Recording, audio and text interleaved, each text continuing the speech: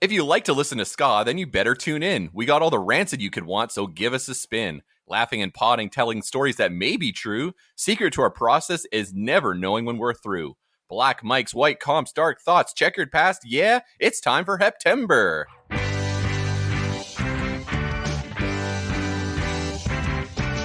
What the fuck you doing with your life these days? Oh, well, yo, what the fuck you doing with yourself?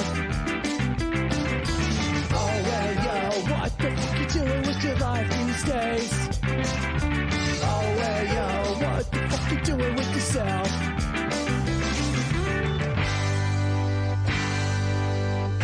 What up, Checkerheads? Welcome to Checkered Past, the Ska'dcast with Celine and Rob, the show where time bomb the music industry and Olympia WATU explore the history and impact of a different band each episode and hope to bring in new fans along the way.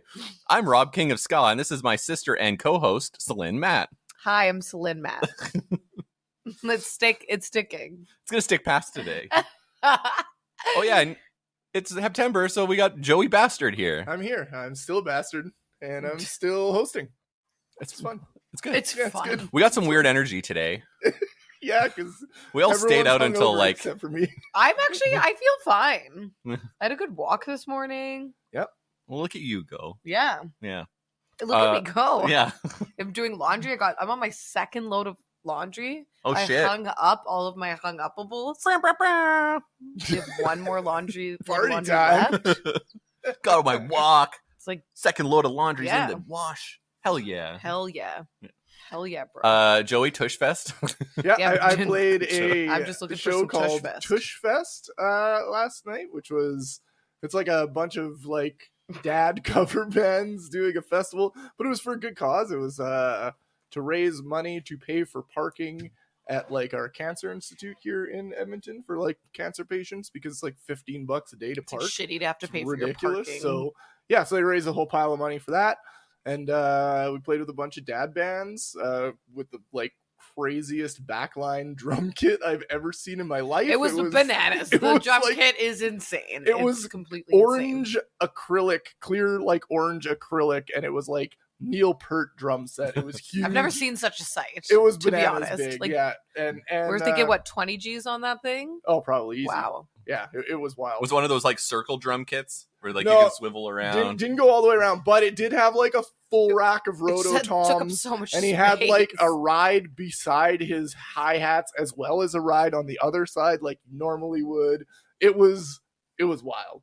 And I gotta say, I got to plug into like a full-size like bass fridge thing, and as terrible as they are to own and move from place to place, They sound God, sweet. standing in front of that wall The of noise sound is the was so fucking good. best. Did you say what? This is probably Oh, yeah, like yeah. CanCon. Yeah, this but is mostly for the It's Canadians Kim out there, but Mitchell's yeah, sound Kim guy? Mitchell's sound guy. Kim was the Mitchell's front of sound house. guy. Yeah, it Yeah. was the front of house guy.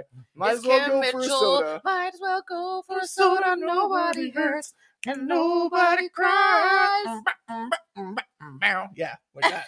Just like And, that. yeah, and the sound was like incredible. Like we actually sounded like Motley Crue whilst playing songs by Motley Crue. So yeah, it was a lot of fun.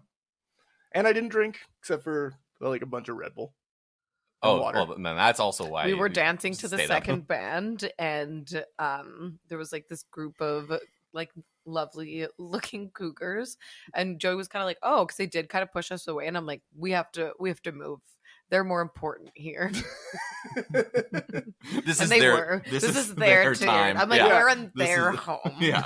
We're in their home, so it's actually us who has to move. Yeah, you're in for Cougar them. territory. I was like, so you at gotta watch first Cougar I was like, Town. wow, rude. And then my second instinct was like, Monica's there. no, we're the rude ones. We gotta go. We are the rude ones. We're on Ooh. a ska podcast. Yeah. So did you see how I swiveled from one I pun did. at Joey and then I I did. swiveled to a pun? Like I just went back and forth like that. Yeah. I was at Super Friendly Fest last night Yeah, you saw Mhm. propaganda. for the first time And? humiliated myself by being 2 provinces over from Propaganda and never seeing them before. And Oh yeah, fantastic. Yeah. Yeah, worth the hype.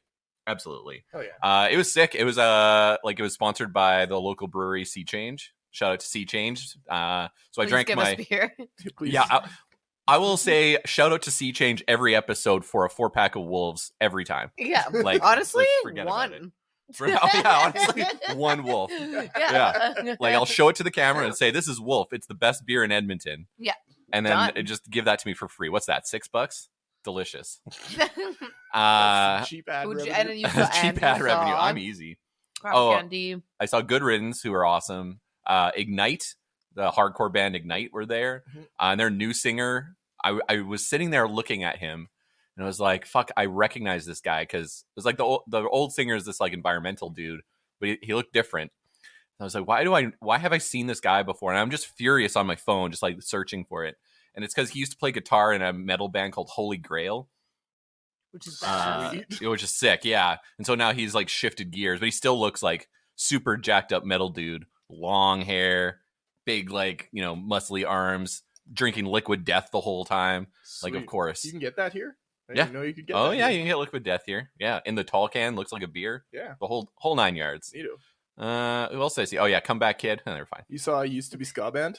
Oh yeah. So I saw the Flatliners, and they had it on the poster, 20-year anniversary So you'd assume set. there'd be And so I'm just ska. like, fuck, I'm gonna get some ska out of the Flatliners, because that's all I want out of life is for them to play like one ska song in front of me. Like, that would be great. But you know what? 45 minutes later, tell you what, they didn't play a damn thing. They denied you. They were denied like, me. Robert Piquet, we deny you. Not one. Not one ska song. They really don't want to be ska. No. Hey? So this is open casting call. They don't have an email address. I looked it up. So Flatliners, I want you to come on podcast talk about damn ska. If I'm not going to see you play ska music, Damn ska. I want you to come on and Chat at least with talk me. about it. Just chat with me. There was about a ska show we missed at the Aviary. Did you see Oh. that? Mhm. One of the hornos Dave from Hilliard. the Slackers. and Dave Love Hilliard Steady is here? Seven. Yeah. What the fuck is going on where I this know. is happening? And Yeah, I don't my know. friend was like, "Hey, you going to the ska show?" And I was like, "What are you talking about?" And they're like, "Slackers, dude." And I was like, "The Slackers are here?" Yeah, I think Which the that was a full little. Slackers were here.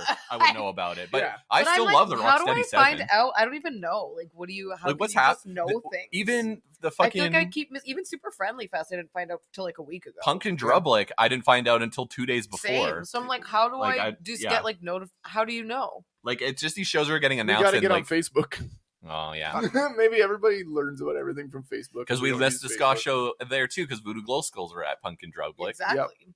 and we also missed the King Mustafa reunion. Yeah, but Yeah. that was crazy. Someone's just like, yeah, saw them at Cafe Bicyclette, which is this like tiny which is place 5 in the, blocks like, away from my house. but it's like tiny in the French. We're bad ska neighborhood. fans. You guys. We're doing a bad job. Yeah, Like, all we do on this bad We're- podcast I is know. I keep saying it, like, complain what? about how And, we don't get to see ska people are like, bands. oh, I saw this last night, and I'm like, what the? I would have loved to go. Yeah, Anyways, maybe people just assume we know.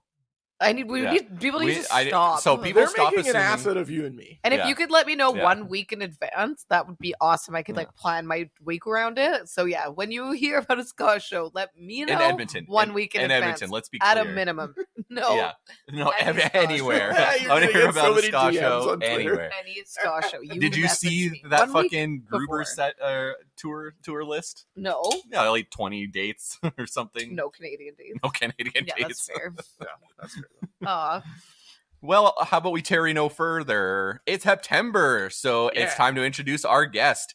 He's the keyboardist for every ska band you are listening to right now, including Madame Ska, Mr. Kingpin, and Catbite, and you've seen him on tour with the Interrupters and We Are the Union. Esteban Flores is here. Hello, Esteban. Woo. yeah. What's Please tell me you- up? Please tell me you have a soundboard. I have a sound for it. I mean, how to get it off YouTube. I really had to plan that one out. I think there's like an air. I thought you had. There's somebody once showed me like there's just like an air horn app. Oh, dude, Like, that's Yeah. so, they're so Yeah. loud. I had one Yeah. for like a day, and it was destructive. Like you can't have me with those. You're like that's not fun for anyone. Well, yeah, especially if you're like drunk and obnoxious. You're like, yeah, bam, bam, bam, bam, bam. I've been there. Couldn't be Definitely me. been there. Couldn't be me. I've never been drunk or obnoxious. Not once in my life. Not on this podcast, certainly. It's dangerous to give a reggae musician an air horn.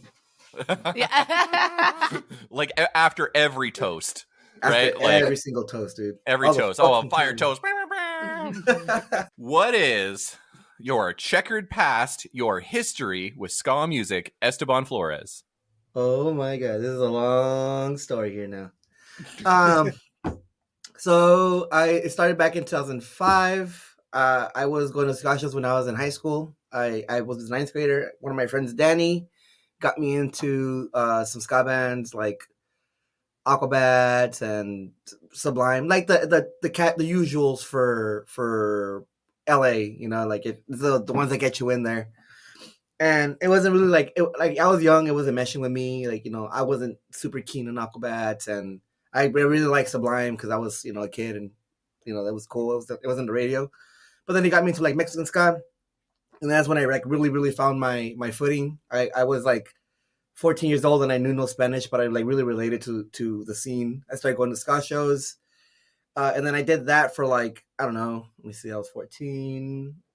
I went to shows for like a very long time until like I was like 17. I started playing in a band, and then I started off with a bunch of small local bands.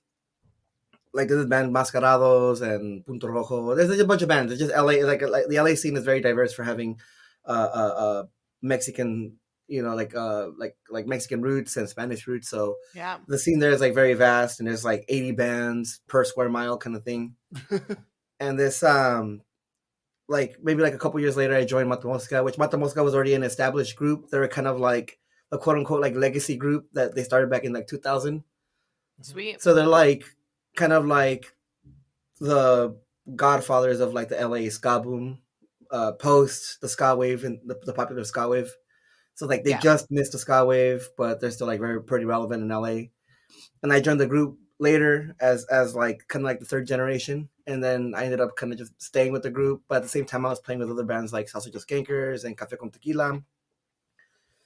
And then Monta Mosca wasn't like really touring so much at the time, or we weren't doing too many things. So I started kind of finding my footing in other bands.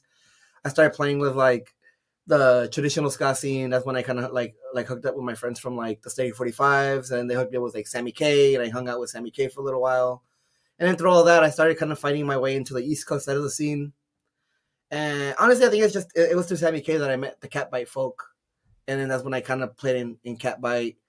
And then through that kind of team, I started hanging out with the We're the Union crowd, and through We're the Union, I started hanging out with Jer, and the whole thing spread over. But ultimately, like one of the stories were like through the fact that I was playing in like 6 to 8 bands for a very long time. I was playing in a bunch of bands. My schedule was really like tight, but I got a lot of recommendations to play with like the Interrupters, and then through that I got an opportunity to play with Rancid, covering for the keyboardist, and it was a lot of cool stuff. But basically, I've been in the scene for a very long time, and I've played for a lot of bands. It's a complicated. It's really a complicated. Like sometimes it's like a whirlwind of like, how did I even get here? Like a lot of the times it's like that.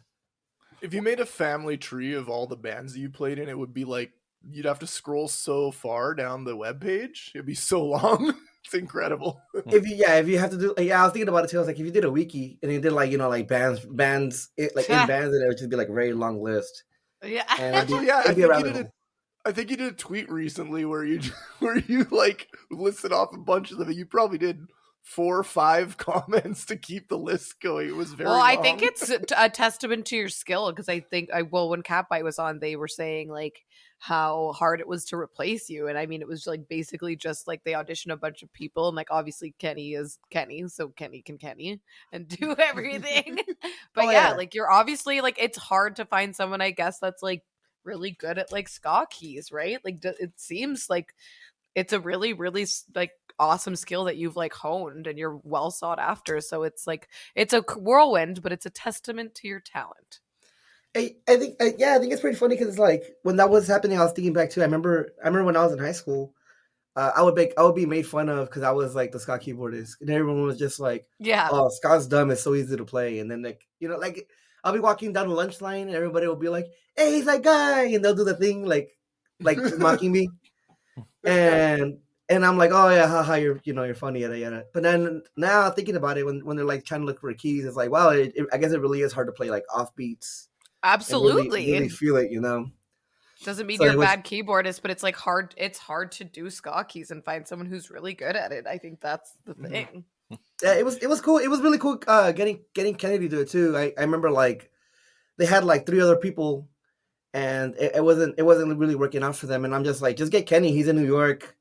he's close, and like I've seen him post his videos, and I'm like, dude, he's a talented guy. Yeah. Just get him. Like It's he's nutty. Really, really cool. You have a reputation of being a very dynamic stage performer as a keyboardist too. Like the videos of like the keys falling on top of you and you still playing the rhythms and stuff. Like, so like I'm curious. Like, who are your when you're thinking about your influences or like what you're trying to accomplish as a stage performer? Like, who are you thinking of, or what's going through your mind when you're on stage? Oh, dude, I mean, like to me, it's like, oh my, the one thing the one person I always think about is Oki from Tokyo Ska'd. He there's this video that I saw when I was like 15, and it was back when dial-up internet was going, so we had to wait for like 10 minutes for this 3-minute film to come out. But this they did like this they did this performance of Skarmen, and it's them playing like their annual show, and they're playing the song, and I saw Oki like skanking and playing keys, and I'm like, I could fucking do that. I could do that. Like that's so sick. Like this dude just looks so good because there's people that just stand there and it looks boring, and Oki just makes it look so good and so natural. And I remember when they first played Mexico City, they did like a live broadcast, and they were playing Viva Latino, Viva Latino is like one of the hugest multicultural events. It's like the Coachella of Mexico times 10.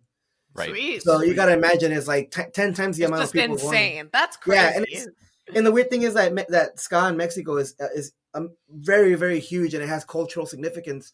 So half of this lineup is all ska bands. Like you gotta think about like the biggest of the biggest ska bands. So Tokyo was like the invited person of that year, and I think it was like 2010, 2011, 2012, one of those three.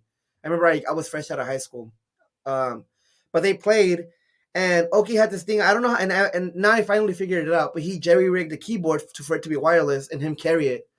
So he jerry-rigged it, and he fucking picked it up, and he slips, like, right as they get off the podium, hits his head, flips, and just keeps running. Like, he was just like, you know when the dog falls? They fall, and then they maneuver, and then just keep running. Like he just did that. He just fell, shook it off, and kept running, and I'm like, that's ballsy. Like, that's the first person I always think about when I'm just like, this is my inspiration to want to play like that.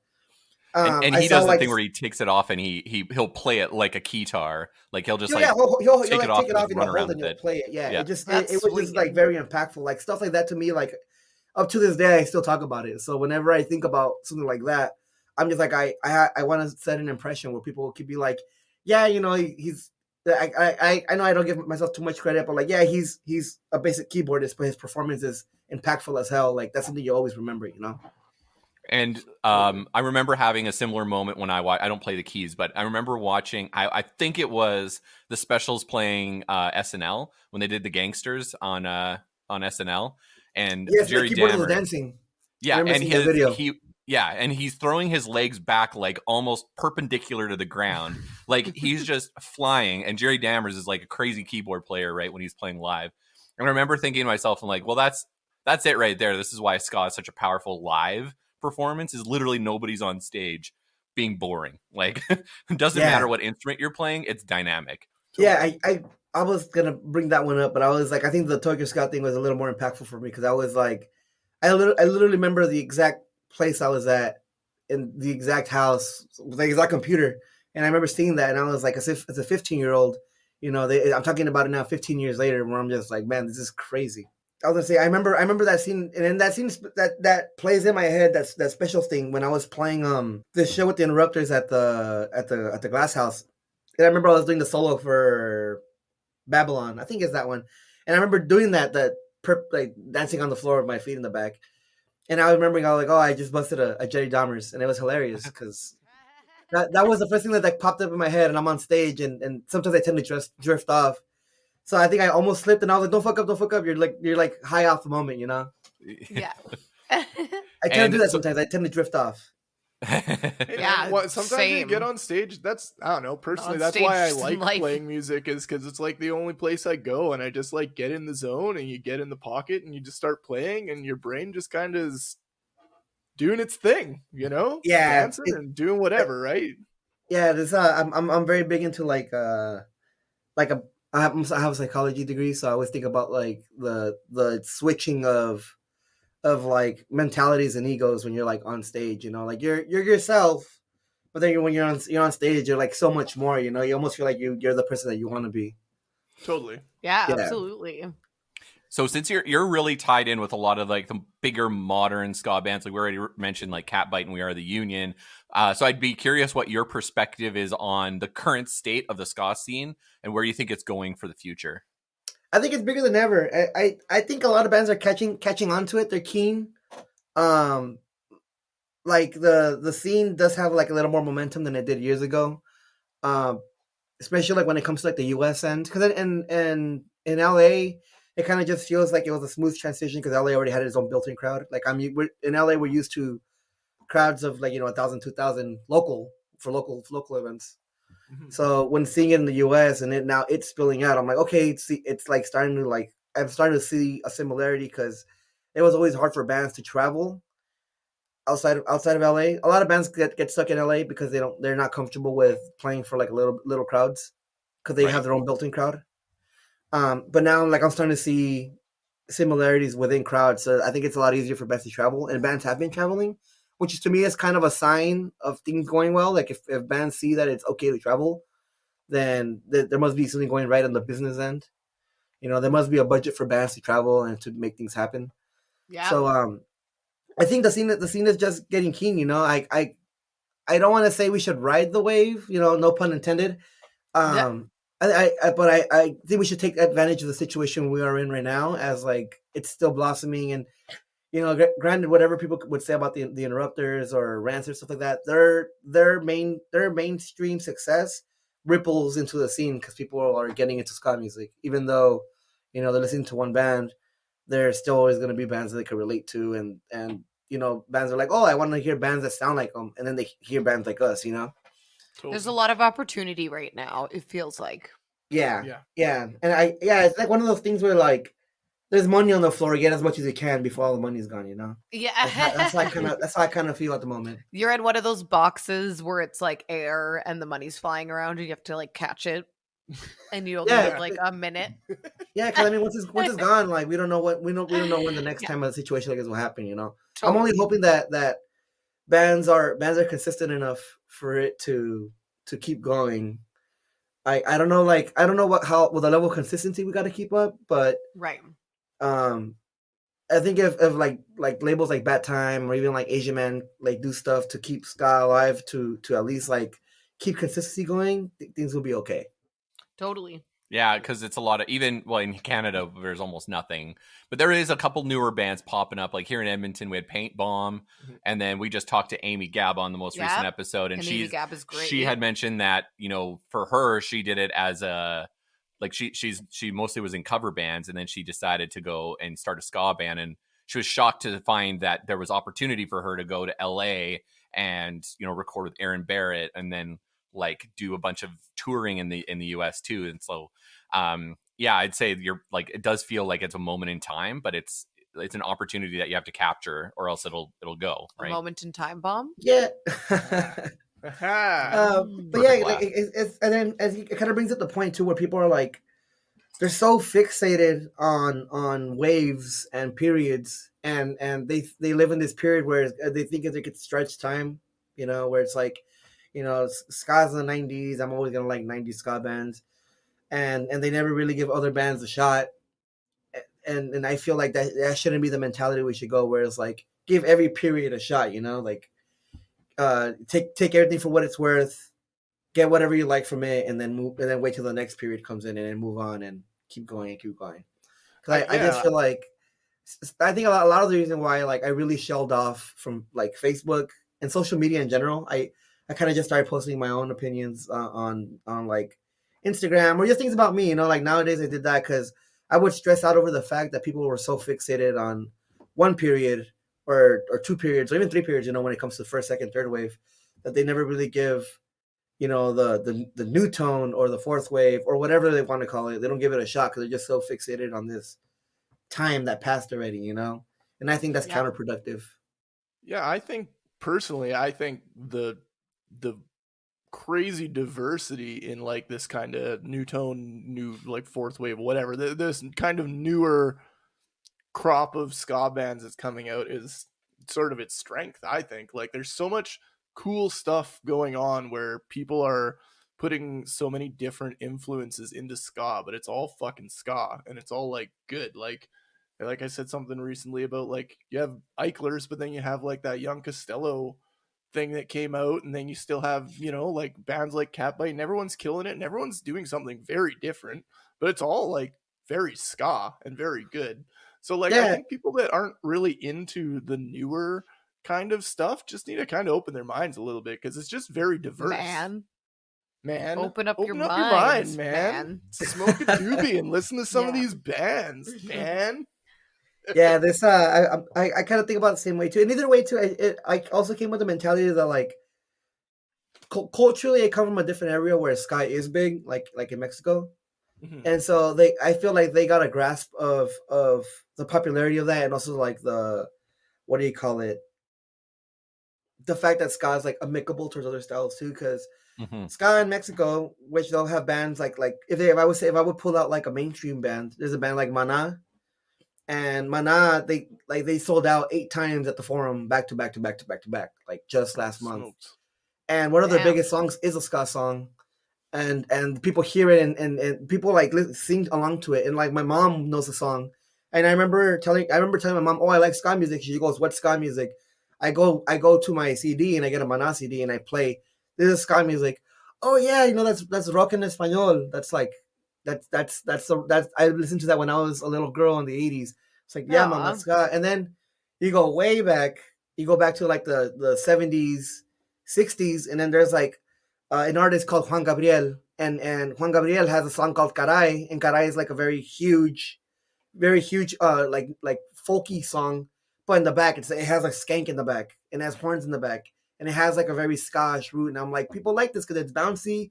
People clap to it, so that's kind of where like I come in the idea of like, yeah, like we've known ska could do this, we know the potential of it, and people are catching on to it. It just sometimes to me it's just the U.S. Like I don't know what's wrong with the U.S. or the North Americas, you know, like whatever Latin America, whatever everybody else is sipping on, I think North America needs to sip on it too, you know? Yeah, absolutely. Well, and if we find it's the same in Japan. Like Ska'd is just it's accepted. Okay, I have a theory, which is I just feel like in a lot of these places, because like isn't Ska'd pretty big in Brazil as well? Yeah. Like I just feel like there's certain places that are like a little bit more into like happy, joyous music, and I feel like a lot of times, especially like counterculture in North America, we kind of like a little, like myself included, kind of like darker music and like introspective music and. Yeah, and there's like a little bit more of like a joyous like celebration and like getting together in other places. That's just you know, another thing maybe could be horns, like just in general, just like being horns more in into pop the music in sound North of America. horns. Yeah, like Latin America, like horns are pretty classic instruments in all of the music there, right? Whereas like in Canada, like you get a sax solo and a fucking Bruce Springsteen song every now and then or whatever, right? Jerry like Rafferty. Yeah, so like in North America, a lot of the times, especially like people a little bit older than us, I would say, hear like a horn and they think like yacht rock. No, You know I know what exactly mean? what horn it is at all. I love times. yacht I rock, simply identify it. Oh, I Doobie Brothers, like hell yeah, but I love you know, Huey Lewis in the news, man. Fuck yeah, Huey Lewis in the News is the best. That was my friend's wedding song. Was it's just the power of love? Oh, It's good. What a new job. Yeah. My favorite thing about Huey Lewis in the News is that he'll sing about like the most mundane shit, and he'll be like, I wrote a 4-minute pop song about my wife and I not splitting up because it would be a pain in the ass to get another phone line. This I just think right now too, while she was doing her theories, like I was thinking back in my head too. I also just think too that like the US in general just has like a very strong sense of like individualism, and I think that Absolutely. it's a strong sense of individualism, while other cultures it's very strong to be community based. Yes, and I think ska brings that, like it's about like getting together and it's very dancing and having a community-based. good time. Absolutely. Because then I'm a huge Kendrick Lamar fan, and then like I'm thinking about like Kendrick is like one of the biggest artists right now, but a lot of his songs are based off one person perspectives. It's like very individualist, very like I have an issue, I have a problem, or I have this and I have that. A lot of me. Yeah, so I think that's kind of where the the translation falls into like why pop music is the way it is up here. You know, think about like your favorite pop artist and maybe the song and the lyrics, and is it like about the community or is it just about a person, you know, or about the individual, you know? Someone's even then, heartbroken, someone's how happy, many, someone like- does drugs. Or about a junkie man. Well, even nowadays, like it's not even about the band isn't even a thing. Like it's all individual artists. Like Yeah, that's true too. right, what Imagine Dragons is like maybe the biggest band that I can Right. think It's of. a lot of just But it's just- individual people. Even with like Yeah. 15, 20 people writing and producing a track, in the end, it's just the one person. You're selling Dua Lipa, you're selling Lizzo, you're selling like all these big pop artists, Beyonce, I am. even. I'm constantly selling them. It's Yeah. exhausting. But that's, but they're like, I'm like, it's- have you guys heard Lizzo? What about Dua? Mhm. What about Dua? I love Dua. I love Dua. Girl, give us absolutely nothing. I don't want you to give me a single thing. Don't lift a finger, baby girl. Yeah, that was just kind of me like thinking about it. I was just like, okay, I think there's just a heavy sense of individualism, and that's where like ska. I think that's where ska falters a lot because I don't think there's a lot of me in ska. There's more us. And No. me. Totally. It's not interesting. I Am the Union. So I'm just looking at the time. Great time to pivot to get into the meat today. So let's talk about Rancid. The rancid meat. Yeah, the Rancid meat. Actually, that was perfect. Yeah. Nicely done. What? So what's your history with Rancid? What do they mean to you? And for sure, I know you've played with them before, and so just want to hear your thoughts. What does Rancid mean I to mean, you? like they're for a long time. I thought they were like it, you know, they're like the huge band. Like I totally understood why they are who they are as a band and as musicians in general. I heard them when I was like, I don't know, like 16. I heard them later. Like, you know, I heard Mexican ska first. I heard Rancid later. And I remember the first time I heard was Time Bomb, and I'm like, whoa, this is fucking huge. This sounds really good. I don't know why I came so late to listen to this band.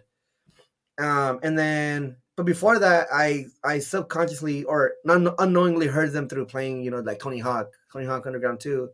I heard Fall Back Down, and I'm like, oh, and so then I went down the playlist. I'm like, oh, it's this band, Rancid, like the Tony Hawk band, you know, like that was just me as a kid. Like ever since then too, like they just kind of always been like the enigma of like bands, you know, bands that you want to sound like, or bands that you wish you could play with, or bands you wish you could see. Like they were always just around, you know. Right when they came to Rancid, they were just like, oh, we gotta sound like this song from Rancid, or I wish we played with Rancid, or oh, Rancid's playing this weekend, you want to go? It's always like there's just always been a band that's been around. So they mean a lot to me in the sense that they were like just very present in my teen years and adult years. Do you feel like they're also a bigger deal in the scene there, just like so important to the bands that come up? I think so, only because it's once like Rancid, they claim they're from LA, you know. I know they're like a Bay Area LA transplants kind of thing. But this Transplants, they don't give a fuck. Huh? Sorry, you just said transplants, and then we said transplants don't give a fuck, and we were both fighting to say it before the other person. I mean, we were in just fighting the for a literal joke. and in the book context of that, you know. Yes, we just were. Yeah, I'm so sorry. Carry on with your like nice story. No, I just feel that I feel like they're like the band that gave they like paved the way for like how LA bands that seek mainstream sound. You know, any band that wants to like up their levels, they're just like, oh, you know, do kind of try to sound like Rancid, do this beat, don't do this other beat, or do this bass line like Matt Freeman, or, you know, write these lyrics like Tim would, you know, like stuff like that. There's always just isms that they would like lay a blueprint. Give them the blueprint. And so, Full of them today. when well, you're just like laying them out for me. I'm just like fruit, More like fruit, the fruit, black grab, and white grab, print. grab. Look, it's right there. I guess I'll grab this fruit. You know, I do. so you know, if anyone knows, it's fucking you. I do know. if so we're gonna be doing the semifinals and the finals of our brackets today. So what is your criteria when you're determining what is the best Rancid ska song? I to me, I think about like the song like for what it is. You know, it's value for what the song is, and either its time or its significance, or even the composition of it. Like I think that kind of importance. Sure, like I'm super big into like the bounciness and the funness of it, but like that's ska in general. So that might as well say all the songs are good because they're all bouncy and fun. So I look into like significance of the song and they like the thought they put and kind of like just the quality of the song. Like I'm really big into that. Ooh, the quality of the song. Yeah. I don't know if I was paying attention to the quality of the song. That wasn't a factor so far in our voting, I don't believe. Hey, for me it was once Unless or it was twice. real bad. Unless the production was real Oh, bad. we did eliminate stop because the Mhm. production was Mhm. just brutal. We just Yeah. were like, no, this is just no bueno. 'Cause we said stop right now. Thank you very much. Exactly. So let's do it. It's Heptember. Here's the intro. horn. All month long. Guess that horn. All month long, we're doing Air. Guess that horn. Air. All month long, we're doing a March Madness style bracket to pit 23 ska songs performed by Rancid in head-to-head battle to determine once and for all the greatest Rancid ska song of all time. Thanks for everyone who voted their predictions. If you want to follow along, the bracket is at challenge.com/Heptember. The matchups are seeded based on chronological order, so we gave preference to the earlier songs, and the later songs had a harder time to fight through because that's our bias, I think. And we're down to the final four. So Esteban's going to help us with both the semi and the finals, so we'll be able to figure out number 1, number 2, and number 3, gold, silver, bronze medal, if you will. So let's talk about it. Who is Rancid? They are a punk rock band formed out of yeah, For the you're JoeyEngineers. for the What? for the people who decided the finals are the first episode you're going to listen For to. the Esteban fans only. They just come for the people coming for Esteban. Yeah, for the people coming Who hate Rancid or don't know about Rancid. or don't feel like listening to the pre-show or round 1 or round 2 or round 3. Just Esteban. They are a punk rock band formed out of the ashes of Operation Ivy and other Bay Area punk and ska acts. They were formed to be a focus of the members' street punk influences and embrace their love of the Clash. After squirreling around with the Berkeley label Lookout, they signed with burgeoning punk label and friend Brett of Bad Religion's Epitaph to release the bulk of their albums. After flirting with major labels, including Madonna's label, they stuck with their guns and released... So I've always said it. They're big flirts. They're big flirts. Hollywood, right? Is that Yeah. Madonna's label? That's Hollywood why them Records? and Madonna got along so well. Yeah. Big flirts. It looks so good.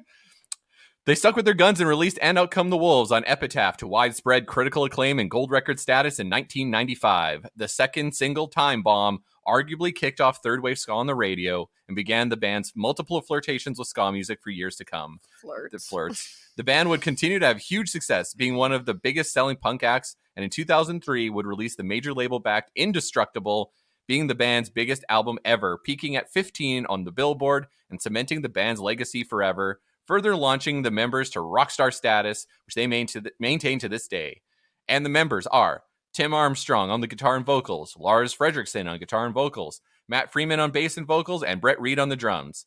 Later, Brandon Steinerkart would join on the drums, but he is not featured on today's episode. At all. All of his songs have been eliminated. Bye.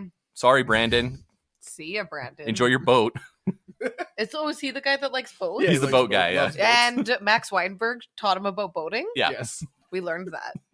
from Rob. From Rob Rob. taught you something about This is an boating. Educational It's history like the only podcast. thing I've ever remembered you telling me. Because it's probably about Max Weinberg. And I'm like, yep, check. I want to remember that. Ooh, a Conan fact. Yes, I Conan was like, adjacent in the fact. Conan universe, I'll remember. If anything in the Conan universe, multiverse. The Conan multiverse. Yeah. The CCU. CCU, damn it. The CCU. Yeah, the Conan Conan Cinematic Universe. Oh, cinematic universe. Now's a good time for a break. And when we get back, we're going to do our final brackets.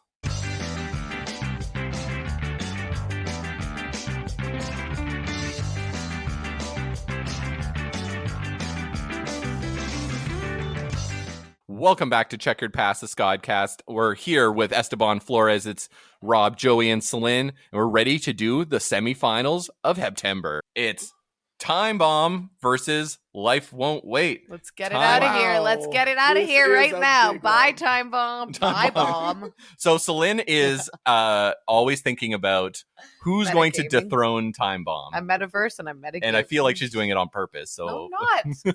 It's a little No, I'm not. overplayed. track 4 from Rancid's 95 album And Out Come the Wolves, tale of a well-dressed rude boy that attempts to escape his rough life through organized crime. Number 8 on the modern rock charts, launching Rancid into the mainstream. Borrows lyrics from Rancid's previous song, Motorcycle Ride.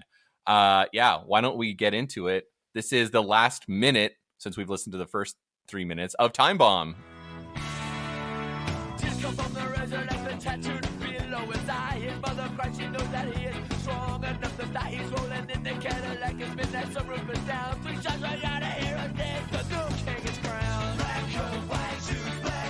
It's still good.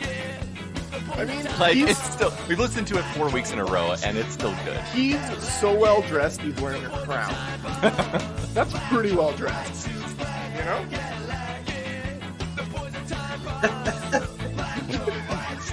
Beautiful mime work to it. This For is the listener, for the Celine listener. is miming all the lyrics.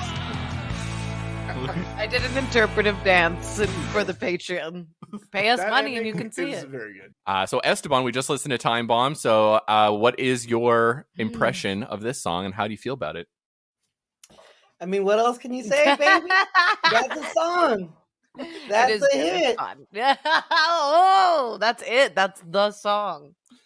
It's the one that's- step that's the- beyond. I mean, Yeah. I'll say like, I mean, I was the whole time I was like, I remember yesterday I was driving to my show and I'm like, I'm gonna listen to these 4 songs and be like, what's cool about these songs? And I was just like, how are you gonna compete? How are you gonna compete these songs with Time Bomb? It's just like, it's like a, I know. it's like a full grown adult playing against little kids. You know, it's like, Oh! Yeah, but sometimes those little kids will like fucking bite your little ankle. yo, yeah. All right down. If And I'm there's- not going to pick you If back there's up again. 3 of them in, oh, that was a good one. If there's 3 of them in a trench coat, it's almost like an adult. I mean, it's like the age old question: would you rather fight an orangutan every time you open up a car, or would you rather fight a flock full of chickens? You know? Flock full of chickens. No way, man. I've been to Cocorico Village. They fuck you up. Yeah, no, they fuck you up for sure.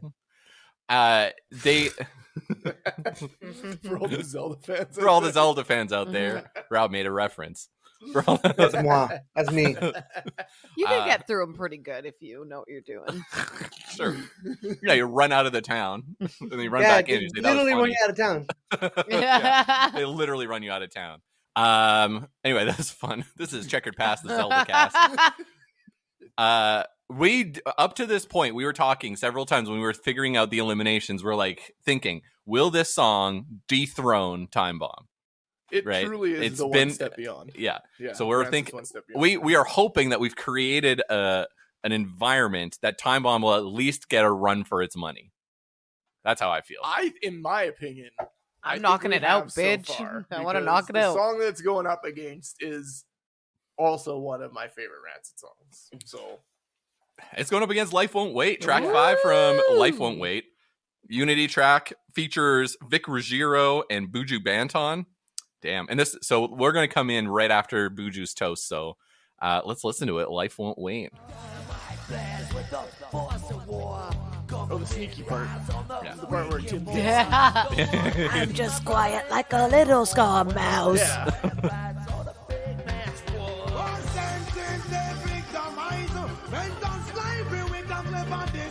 Forgot there's a second toast. Regardless of him as a person, he could toast like hell. Yep. That sounds great.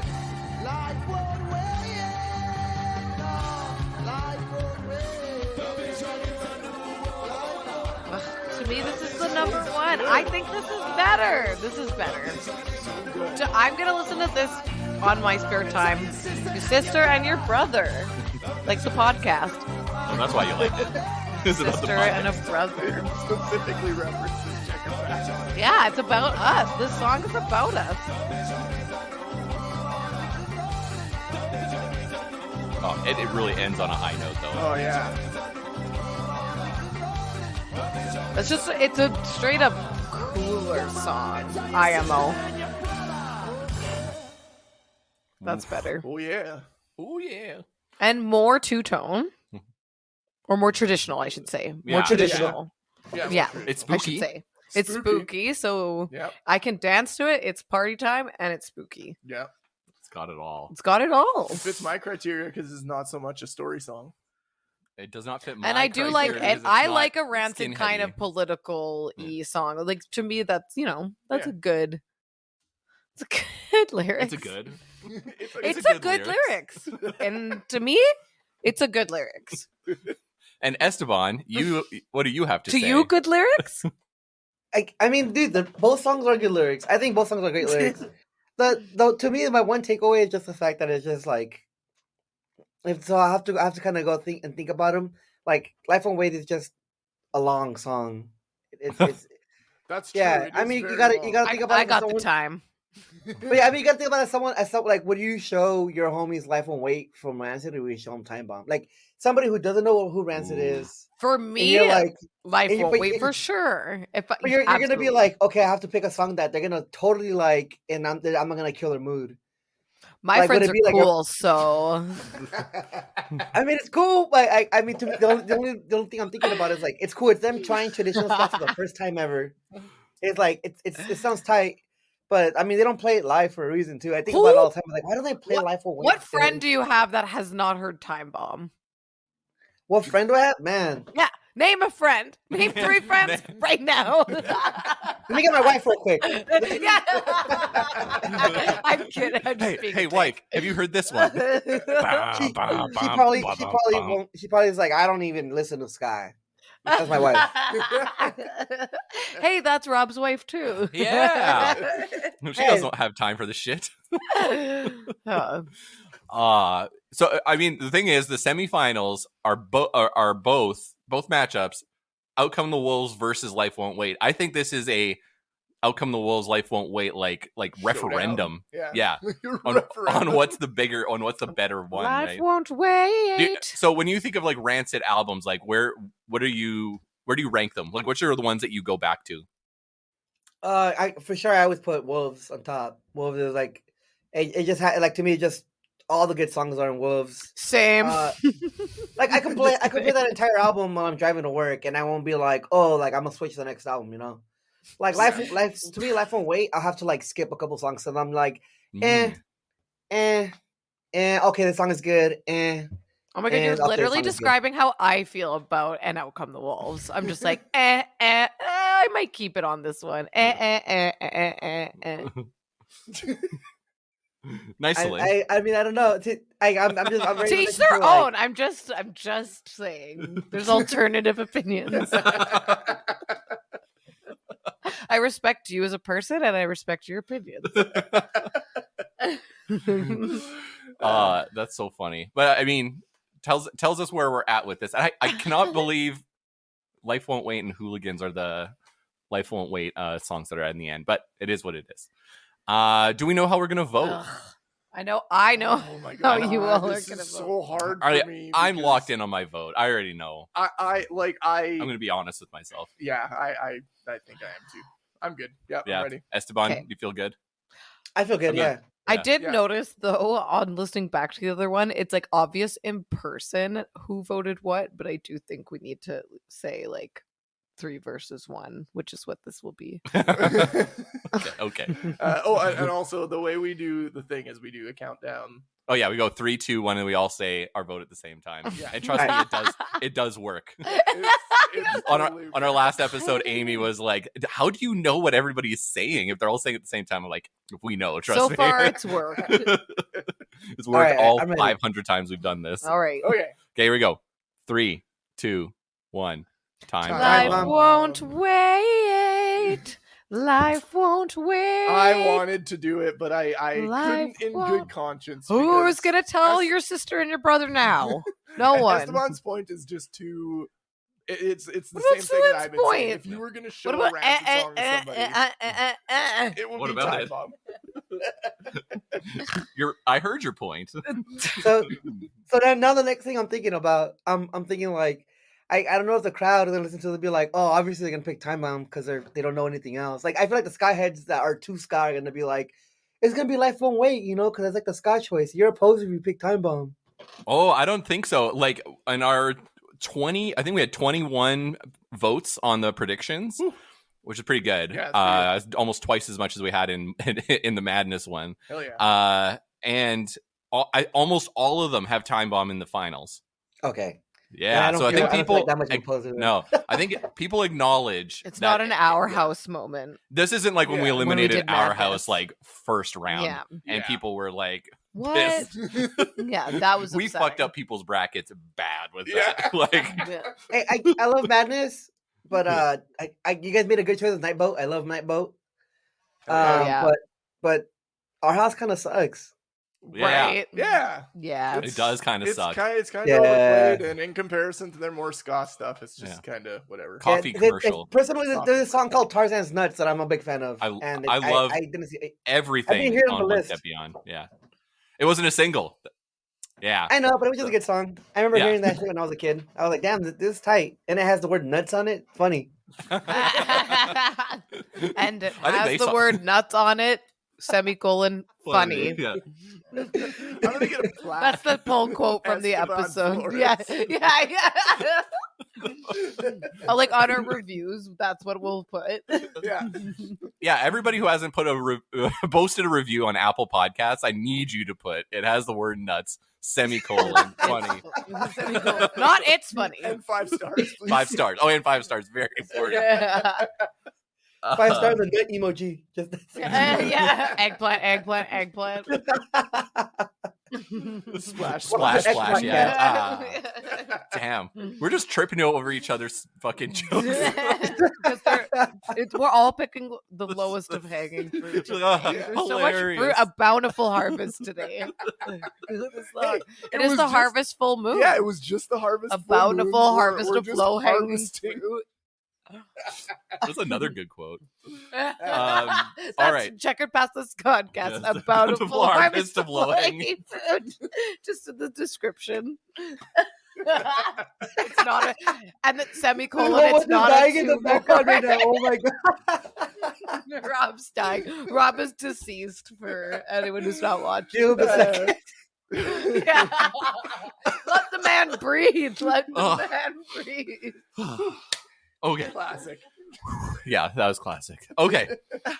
It's going up against, or fuck, I didn't even say what that is. Okay, next matchup is Old Friend versus Hooligans. This is the other This is semifinal. another very good one. Old Friend is track 13 on Rancid's 95 album Out Come the Wolves, and it appears to be a song about lost love, but is actually about heroin addiction. Classic Rancid song. Yep. Let's hear it. The last 45 seconds of Old Friend.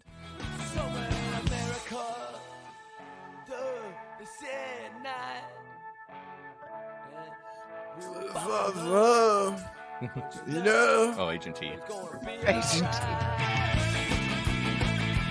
Hot damn. Sounds like a Gretsch to me. It's got a Gretchy sound, that guitar. 3-note guitar solo. That sounds great. I love that bass line. I love that bass line. So full of melody.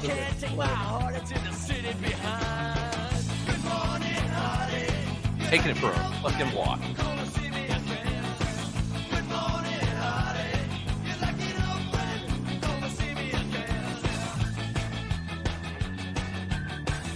Man, I bet Matt Freeman's like Apple Watch has so many steps from all the walking he does every day. Every day. Every day. I assume he plays bass every day. Who?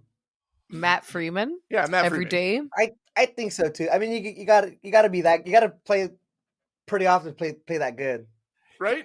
I read an Yeah. interview with him where he said like that's the thing he tells his kids because he's got kids, right? And he's like he tells them I have to play bass for 1 or 2 hours every single day. Like this is just the time I need to myself. He said it was really easy during the pandemic. I bet. Yeah, and then that's where he got his idea to play his metal band. Yeah. Sweet. So okay, Old Friend Esteban, talk to me. Oh, sorry, I'm all stuck. I was stuck at this moment. Sorry, I was detracting in my head. I remember this moment where fucking Matt was playing Up Ivy bass lines, and while he was playing them, he was just judging himself. He's like, man, this is the stupidest fucking bass line I ever made. I don't know why I made this. And he was just going through it, like, but you know, as a musician, you're growing, and like Yeah. you get better, and you're like, oh, man, I sounded like such a kid back then. So he was kind of Well, yeah. judging himself. Yeah, Totally. That's all. Well, he It's wrote like that shit when he was, comforting like, to 17. hear. It's like nice Yeah. to know that even the people you like hold up in high regard still feel that way.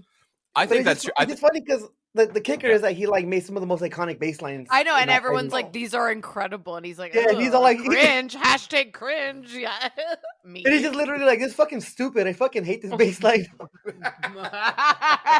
It's like Um, you can tell. Like if you listen to like "Yell in My Ear," you're like, "Wow, that's a wild bass line," but it's not mature in the way that his like later bass line. oh yeah, for sure. Right. You like I think there's this because I play bass too. I just sold my bass, but this I play bass as well, and Bombshell is just like a scale, and I feel like it's something that all musicians go through when you're playing a scale. You just want to play the shit out of it until you you make it your own thing.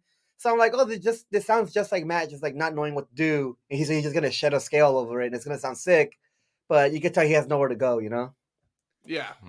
But okay. So that was my detracting moment. I was thinking about it the whole time. We were thinking about Matt playing bass. Sweet. First, I'm gonna say one of the most haunting memories that will ever stay in my mind to this day, to the day I die, probably, unless I get like Alzheimer's and forget about it. I was playing Old Friend with Rancid, and I fucked up that solo part. I fucked up that Summer in America. I remember because I remember the cue was like I have to hold the note, and then Tim will cue me. So I hold the note, so wee, and then when I have to hear Tim when he says Summer in America, and that's when I start moving. So I do that, and I'm playing it, and the whole time, keep in mind, the whole time I was just like, oh my God, I'm playing Rancid. Oh my God, I'm playing Rancid. Oh my God, I'm playing Rancid. Yeah. And we're going to be all right. There's a chord movement, and I fucked up the chord. And up to the very last song, when we finished, like, Tim was like, very good, say yada yada. And I was like, fuck no, I fucked that shit up. This shit's fucking fucked up. I'm so mad at me. Aww. That's a tough moment. Meanwhile, he probably was saying that to himself. He probably wasn't even thinking about that. He was like, fuck, I fucked. Whatever Tim sounds like. I fucked up that solo. God damn it. Yeah. So every time I hear this song, it's just like, it's like PTSD. Like, there's that part of fucked up. Yeah, dude. Oh my fucking God. I think I was just stuck in a moment. My finger got stuck, and I'm like, fuck, why did I do that? Move your finger, man. Move the finger. Yeah. But that was just like the one thing, and I mean that nowadays is like musicians, they just don't forget. They just once you play, you just forget about it. Like it happened, but the one time you play with them and that happens, it once in a while I think about it and I'm like, oh, I get like secondhand embarrassment for myself. Yeah, totally. That's like a junior high moment where you like secondhand embarrassment to yourself. Like, oh, I'm embarrassed for that guy who played in Rancid. Me.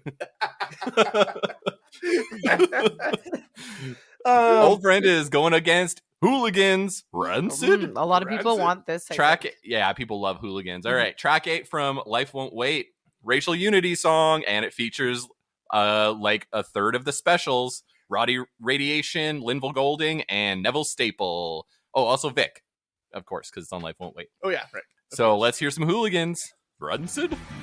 Oh yeah, this is the Rancid part. This part. I don't want no racial hatred. No racial. I don't want it. Nope. Who does? Nobody on this podcast. Black and white, love or change, without violence. These are the people whose voice I want to be.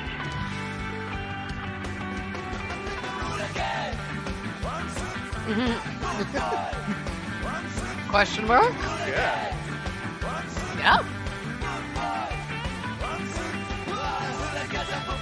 Also, he said boot boy, not rude boy. Oh. For the record. Boot boy. It's a I was skinhead. fucking it up the entire time for like the last 20 years. I still can't help but hear Ska Boy JFK. I love that song. Also love Scott Boy JFK. Yeah. Esteban, Hooligans. Huh? Hooligans? I like it. This was the one thing I told you about the email. Like, there's that one song that I'm not a big fan of. This is that one song. Whoa! All right. Let's hear it. Oh, this is a tough matchup for you. You have Spicy. PTSD and a song you just kind of don't like. Yeah, I just like, to me, it's like that lead. Like I sometimes I hear the song and I just literally feel like it was one of those things where like the producer or Tim and someone's like, yeah, this space of music that we have. Hey, yo, get a guitar solo in here. Can you just throw a fucking guitar solo? Like There I feel are like it was four just, guitar players on that song. yeah, Tim, like Lars, Roddy, and Linville all play guitar. So there are 4 guitars playing. Wow. So yes, I literally feel like that intro where like Matt's doing a whole Unity talk, the guitar in the back is like, I just feel like they just wanted to add space. Like it just sounds like added space, and that kind of like puts me off. Like I'm just like, was it really like a full song they were trying to write, or was it like, oh, we gotta fill this thing up, you know? And Like, I know with Life Won't Wait, it is their Sandinista moment, right? So it's like, it's so many cooks in the kitchen. And so that's a love it or hate it and how you want it, right? And so like everybody's producing, Vic Ruggiero's writing like 50% of the songs. Like it's a way bigger affair. The band has said, like a lot of members of the band say this is their favorite record. And they're like, we love that it sold shitty. Like that nobody liked it. I like Life Won't Wait the best. That's what yeah. podcast has taught me. Yeah, I love Life Won't Wait. It's probably, I think it's my like number one. Number 2. I love it. By a long shot. And then Let's Go, and then Out Come the Wolves. I think that's my ranking, top 3. Maybe Out Come the Wolves above Let's Go. And then the other thing is like you mentioned it before. It's long. Life Won't Wait's long. Like Sandinista. They just and the fact that they cut so many music, like they probably wrote and recorded 50 songs, put 22 on an album, and still left 28. You think they're cut, man? No, I don't think they were cut, man. I think they could have been way more cut, man. They could have cut. They could have. And you know, the other thing with Hooligans is that it's like when it comes on, like the ska songs on Life Won't Wait aren't that ska. Like it's pretty like reggae. It's pretty heavy reggae. It's like reggae skin. Like they're kind of playing around with the ska style a little bit. But this is like a ska punk song. I'm like, pretty sad Life Won't Wait is gone still. I'm like really just not happened. recovered. Yeah. I think the only input I have, I remember this. I was having lunch with Vic, and OC. Me and him are super tight. We're good friends, and I remember telling him like, oh yeah, you know, I played in Rancid, and it was just funny because I feel like me and Vic are like we're each other like 20 years apart. Right. Yeah. Cause I was born in '92, and then Slacker started in '91. So he's like, oh, you're like me 20 years apart because we both have a degree in the same field. We were both in choir. We both play bass. Both ska keyboardists. Both played in Rancid. So we're always talking about our similarities. It's just so weird. But I remember I was telling him my Rancid stories, and then I remember like I was kind of picking his brain on his Rancid stories. And I remember there was a point where like Tim and Lars and Matt and everybody, they were like, well, you're the reggae guy. Like, help us produce reggae and ska. You know, you're the guy. Help us out. So I feel like a lot of that like slackerness, reggae, like East Coast influence was instilled into this album. So when you think about like the whole, like they're not really super ska, they're more reggae. It's like, yeah, that's like Vic's influence, I think. Totally. And you know what's funny? Like the Slackers were big enough in the 90s, and the Scandalous All-Stars were big, but like their first like the classic album that they would release was in 2000. Like they're probably the one that everybody still talks about, right? Like the Slackers were big in the 90s. What was 2000 release? Close Your Eyes, right? Close my eyes. Close My Eyes, yeah. Which is like nowadays, like that's the one. Like everyone's like that's the Slackers record, 2000. So even after like in 98, I don't know, man. So, I'm a big Red Light guy. I love Red Light. Whoa, Red Light's great. I'm a big The Question guy. And you know what? Let's do a song competition with Slacker songs and let's see what the best Slacker song is. Oh, I would lose every subscriber. Slacktember. Slacktember. Slacktober. Yeah, Slacktober. We're just a bracket podcast Slacktuary. now. Slacktuary. Slack A. Slarch. In May. Slark. All right, let's do this. Slarch. Let's do this matchup. Oh yeah. Okay, I'm good. I'm good to pick. Are you good to pick? Yeah, I'm ready. Yeah. Yeah, you're ready. Slackoon. Okay. Yeah. Okay. 3, 2, 1. Old Old friend. friend. Yep. Yeah. I have So- to. Okay, so The look of disappointment in her face. She's like, okay. So Yeah, while- that's the whole podcast. while- honestly, That's while just Joey the whole queues up podcast. the finals, so it's Old Friend versus Time Bomb. Yep. Let's decide on the bronze medal. So if we were gonna Life go Won't Wait. Hooligans Oh, wait, versus silver. Life Won't Wait. No, bronze. This is for third place. So if we were gonna pick between Life Won't Wait and Hooligans, would we know where we'd land on that? Hell yeah, easy peasy. Yeah, Life won't wait. Yeah, Life Won't Wait? for sure. Okay. Okay, so it's in. So- okay, so it's got a medal. So there you go. It Yeah. got a medal. It's a Got a bronze. medal. It's third place. Is Life Won't Wait. Okay. Hooligans is fourth. That's nothing. It doesn't get anything. That's nothing. Out of 23 songs, Yeah. fourth, nothing. It's the same as 23.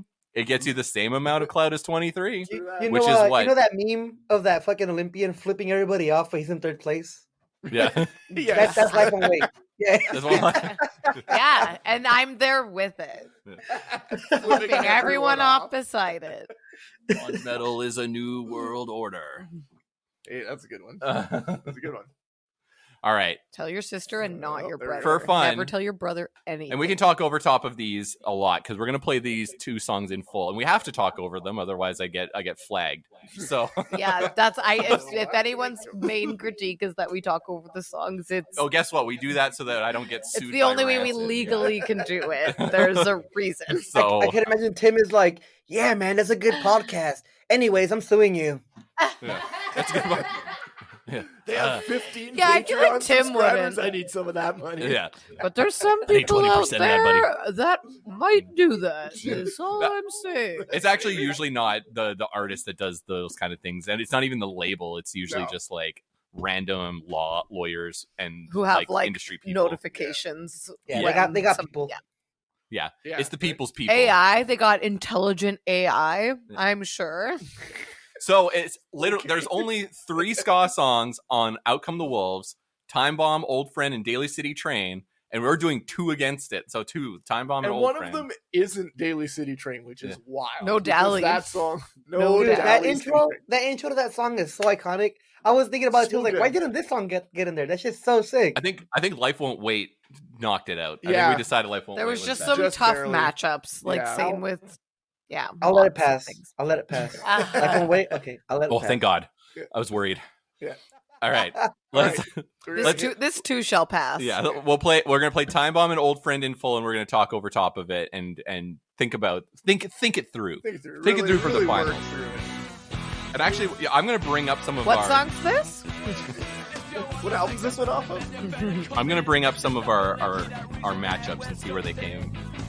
Because like now I'm even thinking, God, this fucking song though, it's still good. It's Celine. just so catchy and sing-alongable. It you is can't catchy. It's not- just not yeah, it's because really catchy. Rancid's ska song. Yeah. It's It's a great song. there's It's just really not no the hook number like one. this. Yeah. That's the other thing. Yeah, it is. We haven't heard a hook like large, this since big the hook. transplants. We haven't been this excited about the hook since. Woo woo! Just looking at it, and like, so we had nothing off of the newer records. Like, there's some that I like. So Evil's My Friend. If we had Pretty good. these I like that recorded one. come out- Yeah, it was good. I Yeah. love that song. We loved that one. I really like Evil's I like My Evil's Friend. my friend. Um, My friend again. and you know, Red Hot Moon's a good song. Yep. I like Red Red Hot Moon Moon. is shit, bro. Hell yeah. There's this version by the Independents. I like that version a lot. Oh my Pretty god! good So version. can we talk about the Independents? I fucking love Yeah. the Independents. They're so good. I feel like they're like, you know, under the radar all the time. But there's like one EP that I listen to all the fucking time. That first like ska record that they put out was so good. Like, Independence, man, the Misfits Yeah. of ska, literally. Yeah, this that Red Hot Moon cover they do is like one of my favorite covers. I think it's better than the original. Oh yeah, I would. Yeah. You know what? I would agree. Yeah. Yeah. How do you feel about the Hooligans United cover album, the Rancid cover album? Oh yeah, I like that album a lot. So my friends from Inspector, they did the Ruby solo in Spanish, and that's the shit. Like I fucking love that. Probably, version. that sounds way better. But Yeah. just name dropping like one of the biggest ska bands. Oh, my friends in Inspector. Yeah, they're the super cool people. Like I was actually talking to them right now. They're in LA. That's So awesome. they're like super cool homies. They're dope, man. Yeah, I love Inspector. I was also Do talking. they We're ever gonna play play. Canada? I don't think so. I don't think they made it this far north. That's Spanish so ska weird. doesn't make it up here. I think like Escape played here one time in Montreal. What? Yeah. Well, and so I think the only exception to that is Lost Kung Fu Monkeys is from here, right? Yeah, Bernie. So Yeah. Like Spanish And Los language Furios. stuff is Oh, and Los Furios. Los Los Furios Furios is from from up here. West Spanish language Coast. stuff is tough for Canada, though. Just in general, the demographic is not. The Yeah. French stuff will play really big up here, Yes. right? So like Manu Chao will kill Yeah, I up love here. Manu Chao. Manu Chao's huge Yeah. here. So, but he's French, Yeah. Yes. right? And even though he plays a lot of songs in Spanish, he's from France, and he sings a lot of songs in French. So he'll come here and he'll like massacre in Montreal. Oh, yeah, Yeah. dude, And, one, yeah. one of the biggest shows that I've ever been to was a Manu Chao show on my birthday. He played in Arizona, and I drove out like at 3 a.m. to get to be in the front of the line, and I was there, and it was huge. It was like 10,000 people, and it was just him, a bassist, a drummer, and a second guitarist. It wasn't even like his full lineup, and it was like 10K just for himself. Yeah, and he's in his like poncho that he made himself. Like the guy makes his own clothes. Like he's a bizarre, Cool-ass, creative cool, dude, artist, dude. gigantic musician. Like Yeah. you would never see that. Like somebody who's just like so like still real, even as popular as he is, right? Yeah, wild. it's weird because I was talking to one of my friends about it, and it's just I was saying I think people know Manu Chao, but like it almost feels like he doesn't exist because he's just so out of the loop. He's so out of the radar. doing his I own was thing talking in his to- own realm. Yeah, it just almost feels like he just doesn't exist, like as a person. But his music is just somehow there. Like he's in the music, but I don't think I don't think I know anybody that knows him personally. But I know one guy took pictures of him, and I told him like, how do you like get in contact with someone from Manu Chao? And he goes, he literally just has like a Boost mobile phone, and his management loses track of him. They lose track of That's him like every couple months. incredible. Like, literally Oh go my broke. god, that's incredible. An icon, a legend. We stand. Manu Chao, I stand Manu Chao because Yeah. I love Manu Negra. Can we play Old Friend just to play underneath while I ask Esteban a very important question about my favorite type of music? A VIQ. Oh, I love this song God, so right from the get-go. Anyway, so like you have such a deep knowledge of like the Mexican ska and like the East L.A. ska scene. I love like pachanka from like the European style, like Euro ska from like Spain. Yeah. So like I'm wondering what's the crossover there, or are they like so different, like and so separated? So like your bands like Ska'd, La Ska Brass, La Reyes, like those types of bands. Like you want like the difference between bands from Spain Yeah, and like bands what's the from Mexico? difference, and do they play like across the pond, like, or are they pretty different? Skarmen, like they play in Mexico like pretty often. They're like they're just like we accept them because of their political views. Like a lot of Mexican ska is mostly anti-political. They're like against like cartels and insurgencies and mostly anti-government. And Skarmen like embodies that, so they're very well accepted. As far as I know too, like I think because it's Spanish in general, it just translates a lot better with Latin America. Right. Yeah. Vice versa, it's a little tough. You have to be a mainstream band for you to like go from Mexico to Europe. It's a little hard the other way around, but European Right. bands always have an easier time to come over here. Yeah, That's so interesting. absolutely. Well, I feel like there's my understanding about Europe is like club performance isn't that big a thing, like small venues or backyards or those types of things. It's all festivals, right? Like nowadays, especially. Yeah. Like, so you really have to have clout to hit a festival and do a festival circuit, because they'll just put fests on our friend Craig, Common Sense Kid, former guest, like all the ska in UK is all fests. You're just posting like, oh, here's another fest I'm going to, another fest I'm going to. So it's a different market, right? And it's a different environment. Yeah, I mean in Mexico too, like a lot of the shows in Mexico would be like it's festivals, but then they also do like they'll do the randomest places ever. There's a few venues, and there's like weird spaces. I can't really say it's like a venue or a festival, but it's like a space. Then they'll rent out a big space and they just throw like a sound system in the middle, and it's like there's a show, and then like people just come out of nowhere. That's almost sound systemy. Like that's like classic, like where Yeah. ska came from. Yeah, it is weird, but it's like a lot of those shows too. Like the older I got, because I wanted to really understand the Mexico circuit. A lot of that too is like very dangerous, only because like there has been like situations where like bands will travel from far to play, and then the promoter will dip on them, and they're like, no money, broke, stuck in the middle of Mexico. They have to pull family. They have to pull money out of it somewhere to fly back home. Like I've Damn. heard one too many stories that it's like super dangerous to do shit like that. Okay. Wow. So Well, so it you- was the same. It was the same in Jamaica. Like you would hear, like any story I read about those sound systems was like people had like who the fuck was it that we were talking on the Techniques episode? One of the record producers was famous for he would have like a big ass trench coat with 2 6-shooters, like live Yeah. guns, and a big crazy cowboy hat. Like literally would just like open up his sound system and he'd be armed to the teeth playing like Prince Buster. You know what I mean? Yeah. Like Yeah. he was like, all right, now we're going to play one step beyond. By the way, I have 12 bullets. Don't try and steal my Don't fuck sound with system. me. Yeah. Crazy. there was this it happened to my friends from Western Standard Time where they played in Mexico City, and they were playing with Ska mates from Japan.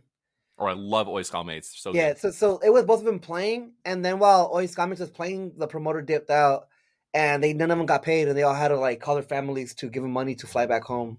Oh, Yeah, brutal. so Yeah. it's terrible. It's just terrible getting stuck in there and being in that situation.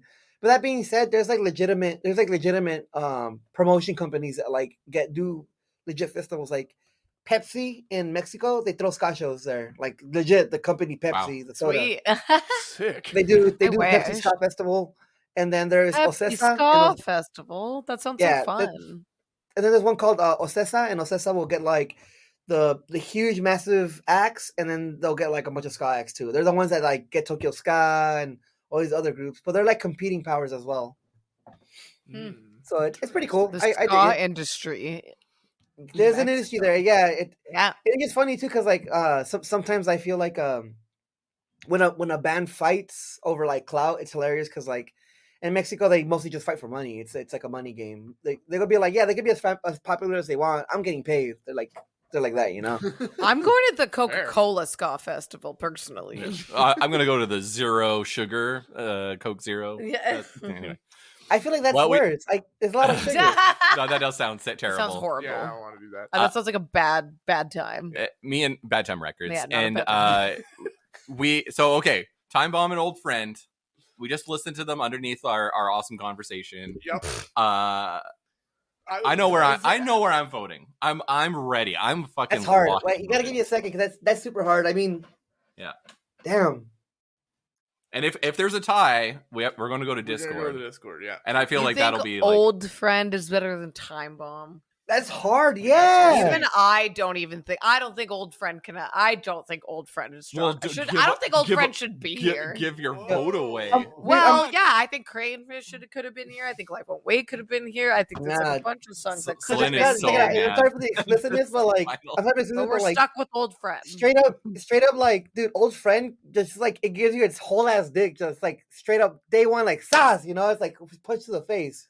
Totally. I just feel like Such it's like that. You know? boring chorus.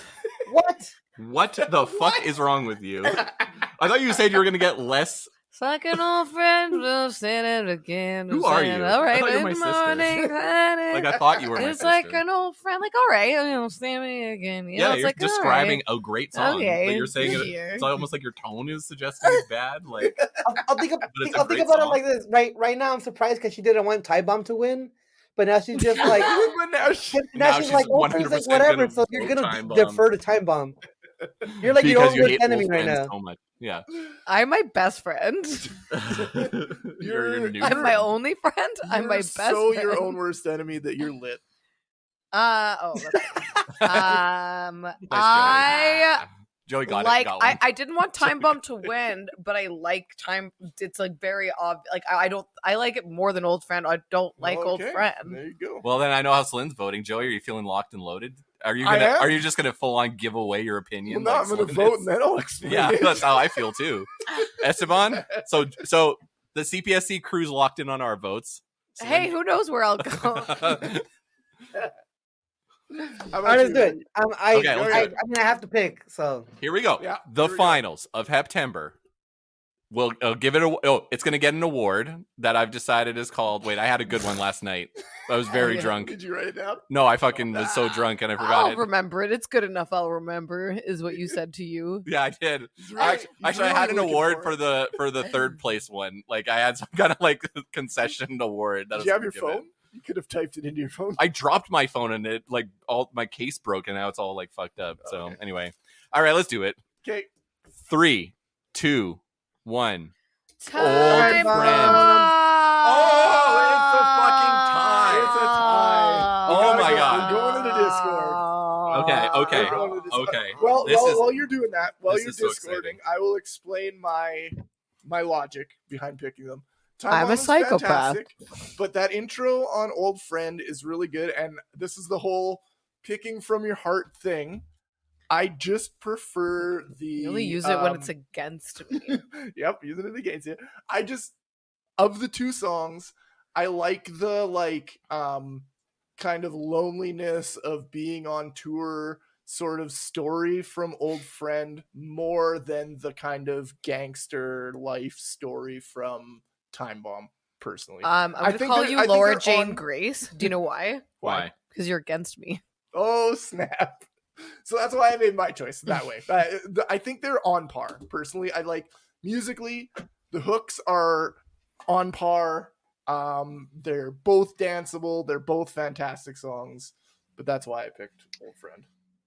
No, I agree with it. I like I said, that song, like, it just like, you know, in an explicit way, it just gives you its whole ass dick, like just straight up hit one, you know? Yep, totally. I'm just posting on the Discord. Now we're And waiting now with I'll bated immediately Chris from Ska Punk International was like, spoilers. breath. That's his response. So, helpful, Chris. Thank you. That's helping me choose. Hey, um, hey, cool Chris. Fuck you. Yeah. Hey, cool, Chris, former Tell host. him what he said.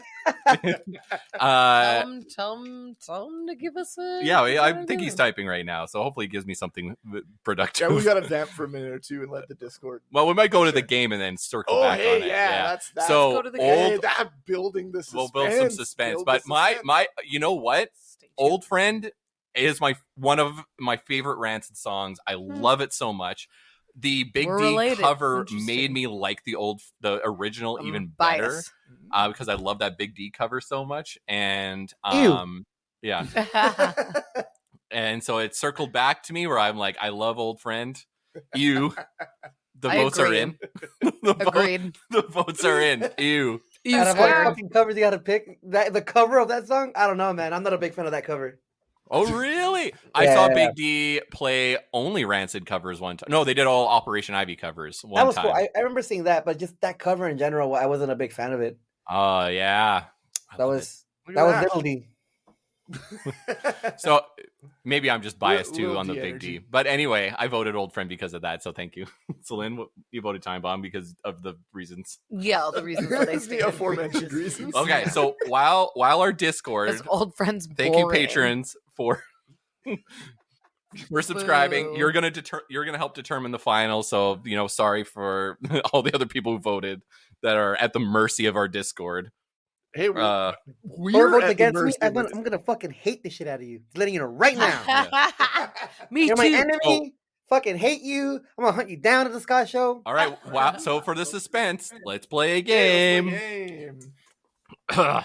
Well, she skanks around Cali from Berkeley to San Francisco. She's a checker-powered Rudy from Oakland to Silicon Valley. She'll take you for a ride on a cable car to Fresno. Tell me where in the no world Cal is- is Oh. Skarmen Skandiego. Literally did this 4 times.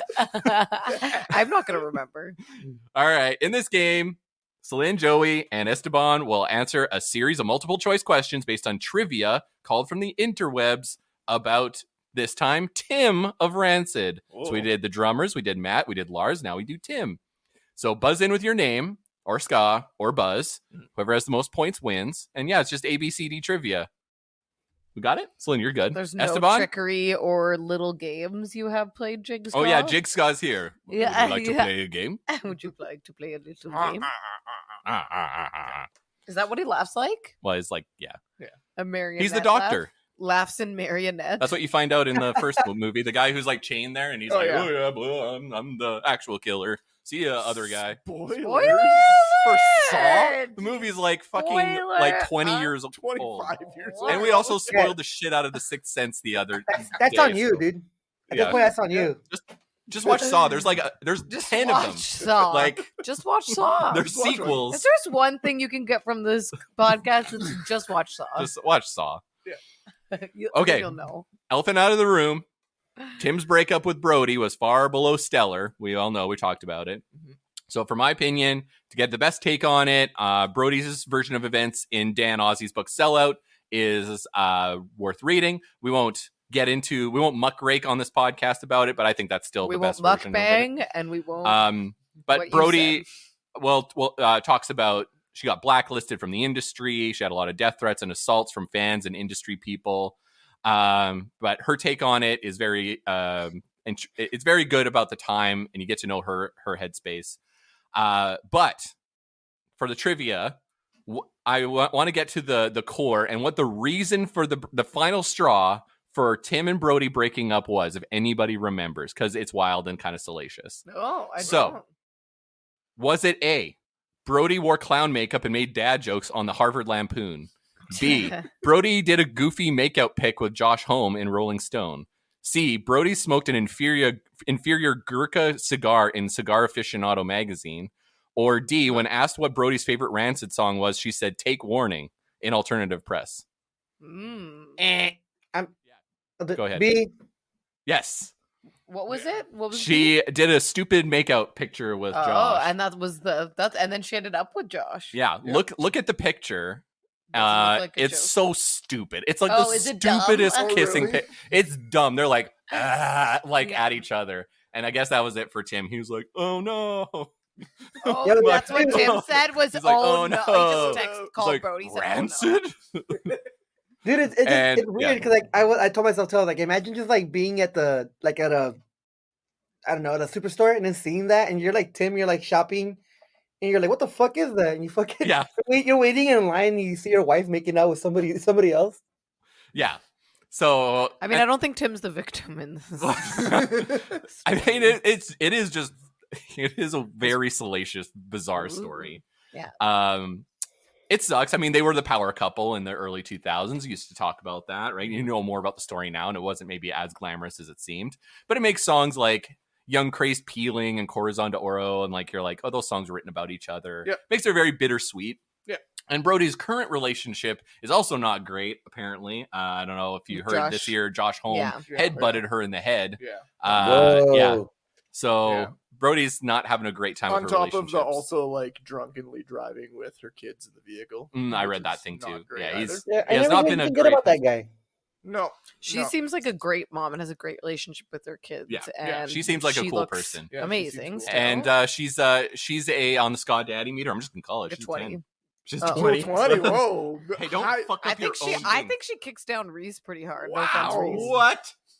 I think Brody is way hotter than Reese by a Whoa. long Wow. shot. Whoa. Wow. Reese Roper from Reese Five Iron Roper from Frenzy. Five Iron. He was. Yeah. He's the original 10. He's very handsome. He's a very handsome. We gentleman. were on Very video handsome guy. chat with him, and it was alarming. Yeah, like He looks like came a on the chat superhero. and we were all like, "Wow, this guy Everyone was is taken aback. a 20 as well." So this wasn't the first power couple that Tim was in. Oh. Who was the song Olympia Washington written about? Was it A, Olympia? Allison Wolf of Bratmobile, B, Ooh. Carrie Brownstein of Sleater Kinney, Ooh. C, Toby Vale of Bikini Kill, or D, Patty Marie of the Andrews Sisters? C.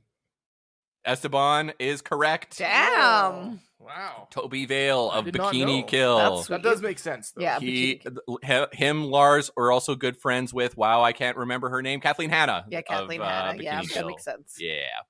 It was weird because like I just got that piece of information like 2 days ago while I was doing my studying up, and I was like reading up, and I'm like, oh, we should have dated. That's crazy.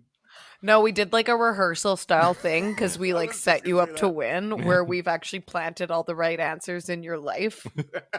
That's a really specific. Nathan Fielder show called Rehearsal just did that specific bit, so that was just for That's for you. rehearsal fans. Rehearsal fans. Lame. Yeah. Burj Khalifa, the tallest building in the world. Wow. The show is funny. That show is funny. So Toby Vale also named the Nirvana song "Smells Like Teen Spirit," coined the term "riot girl," ran the male department for Kill Rock Stars, and published the feminist scene Jigsaw. Holy shit. Oh, Jigsaw. And was Jigsaw. And so she's a giant badass. Like, she's the best. Tim loved hip hop in his own way. When composing his side project, Just it when was you said formulated that, from and you're like, many she of did all his- these cool things, and you're like, Tim loved hip hop in his own way. in his own way. When composing his side project, it was formulated from many of his loose loops and recordings he had lying around. He continued to produce odd rapcore projects up to and including the present day. What is not one of the projects he produced? Was it A, The Transplants, B, Hollywood Undead, C, Rat Boy, or D, Danny Diablo? Okay, Celine. Oh, damn it. I did it faster. I think did. it's Rat Boy. Incorrect. Hollywood Undead. 'Cause Correct. That would I can't Oh. fucking imagine that he had anything to do with No, that awful they just band. did that cover, Well, yeah, they did the cover. but he did not Oh. I produce can't them. imagine he was like, I like this, thank you. We talked about Tim's blockbuster productions with Pink, Sky Sweetnam, and Jimmy Cliff, but he was not above writing and producing some good old late stage dad rock. The song High Roller Baby was recorded by what yacht rock adjacent luminary? We Whoa. talked about yacht rock. Yeah. Was it A, Joe Walsh, B, Joe Rogan, C, Hmm. Joe Pesci, or D, Joey Jojo Jr. Shabadoo? Okay, Celine. Yes, go ahead. The first one. Yes, Joe Everything Walsh. else sounded like nonsense. Joey Jojo. Jojo, Don't go. Yeah. You got it. I made a Simpsons reference. Yes. Oh my god, I fucking love that fucking scene. You got me fucked up with that one. All right. Yeah, Tim produced Joe Walsh's solo stuff. That's fun. Weird. It's so weird. Very weird. Tim Armstrong's production discography is the most bananas thing I've ever read in my life. Wasn't Joe Walsh an eagle? He's an A eagle. rancid He's, eagle. I fucking He's hate not- the Eagles, man. he's the not Glenn Fry of the Easy. Eagles. Right. Yeah. Who are you? Not Glenn Fry? Yes. Joe Walsh. Diet Eagles. Mhm. And it's not the Eagles. It's just Eagles. Ooh. Yes. That's a fun fact. I fucking hate Eagles, man. I All hate- of them. I hate Eagle Men too. It comes against God's creation. Yeah. One of Tim's most recent projects is a Gorillaz-esque virtual 80s punk band with characters, backgrounds, and stories That sounds good. entitled The Landfill Crew. I haven't heard it. Who is not involved? Was it A, dancehall star Tippa Lee, B, Minion star Kevin Bavona, C, Haim drummer Dash Hutton, or D, reggae animator Jay Bonner? Celine? Yeah. The D? No, the reggae animator Jay Bonner is involved in the Landfill Crew. Oh, I was like, isn't. Damn it. Then it's See, too Yeah. late. No, Haim drummer Dash Hutton is a member of the Landfill Can I Crew. go I'm going with B. No, Minion star Kevin Bavona is indeed a member Oh, yeah, of the yes. Landfill Crew. It is E, none of the above. Jigsaw. Should have known. it was a- Jigsaw. Every one of those people is involved. I'm getting a head shake. We need a I did it soundboard for again. like a jigsaw laugh. I'm making all of my guests hate me. It's a tie. It is a tie. I Celine- got 0 points. Celine and Esteban got 2 each. Yep. Oh, that's... you know what? A tie's good. Everybody wins when there's It's a not, tie. it's Except for not Joey, a two which is fine. each. It's not a 2 each. I don't know about that one. So the Discord, is it popping off? Yeah, we got some votes. Okay, we got votes. Shitloads of guys. votes. Oh, Okay. boy. Do I have to tally them? All right. No. Yeah. Let's do it. Let's- Okay. okay, we'll okay. tally them okay. live. Tilly Okay, so tally? tally these bananas. Yep. Okay, we got Time Bomb We got and TB. and we got We OT. go OF. OF. I know how to spell Tuberculosis friends. and OnlyFans. Dumb. Okay. Okay. Fuck. All right. Chris did vote. He said old friend. Okay. Time Bomb's overrated, he says. Yeah. Chip, friend Chip, says old friend because it would Damn. upset more people.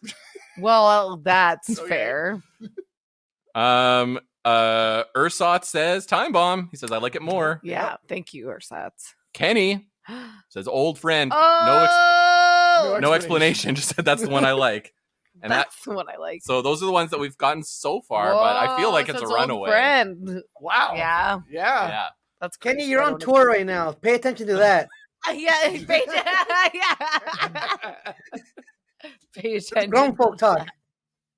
And so I'm here to announce, and if anything changes, I'll change it as we do questions next. Old Oh. friend Is the front runner? is the Winner greatest There it Rancid ska song to of some. all time. I'm not mad. I'm not mad, but I'm just saying, Hey, like, I'm mad. it doesn't Old make friend. it doesn't make Time Bomb that less iconic. Like that started No, the boom. It's a No. I'm staying mad. It's deserving of a silver, y'all. Yeah. It earned that silver. And also, Down to a tie. This was a shootout. this is If I want to make a definitive. hockey reference. We've Yeah. decided this is the definitive Best decision, the best one. That's it. Rancid ska song. It just It can't be denied anymore. History. I'm denying History it. starts today. Fuck the world, I will deny you. Hey, that's a good song. Yeah. Cool. The dwarves. They're young and good looking. Not anymore. Mm. Still got that mask on. It's true. All right. Oh, and Chip posted the El Gran Silencio Time Bomb cover from Hooligans United. Anyway, that's a good. Yeah, that's Silencio. They were just Um, up here like last week. And so the last thing we got on the agenda, because of the podcast we have agendas, Yeah.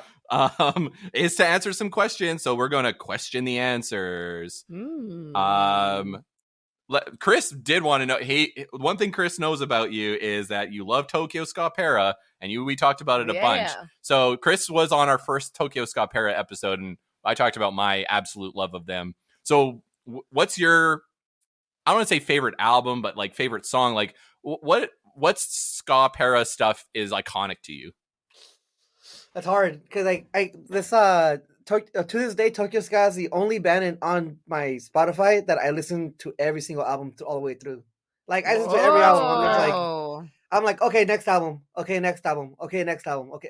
I remember I was driving from Denver to El Paso because, long story short, my band's van broke down, but the band got another van and they made it to El Paso, and I go, hey, I'm gonna catch up to you guys. And I was like driving like 100 down from Denver to El Paso, like 100 miles an hour. And I literally just listened to Tokyo Ska for 10 whole hours. That's all I listened to. And now I'm just like, I'm not even mad at this. It's fucking amazing. Hell yeah. I love it. I know Joey listens to it a bunch, Celine a little bit. But I do have like a memory of listening to them for the first time when I was 15, 16. I was a big anime fan. I still am. And I remember hearing Filmmakers Bleed for the first time and being like blown away. And to this day, I'll have a moment where, and I'll probably listen to it on the way home because we're talking about it, where I'm just like, fucking, I can't believe how good Full Tension Beaters is. Like front to back. Dude, that album is not insanely good. Yeah, that album is like not fair because it's like you have Filmmakers Bleed, and then you have 5 Days of Tequila like right after, and then you have Enter the Dragon right after that. It's like it's crazy, unreal. but that album's one of my favorite albums. But favorite song, shit, man. They have so that many. That was if you guys ever did like a top Tokyo Ska thing, I would have a really hard time. Well, me too. I mean, I would have a hard time putting it together. Yeah. You know, Like- I'll stick to like 5 Days, just because like 5 Days is like definitive, super dancey, two-tone. Like it has like all the elements. I really love that song. I love and as much as like a guest star on a Tokyo Ska Para song is great, like I just love it when they're just toasting, like they don't even gotta sing, and it just sounds that good. You're just like, how the fuck? It just you do sounds that? great because those musicians are so fucking tight, and it's just unreal. Just good toasting is what you need in a Tokyo Ska song. I seen them 3 times, and I don't dance. I don't dance as much anymore. Like I don't pit too much, just because like you get older. You're like, I don't really want to get in the pit.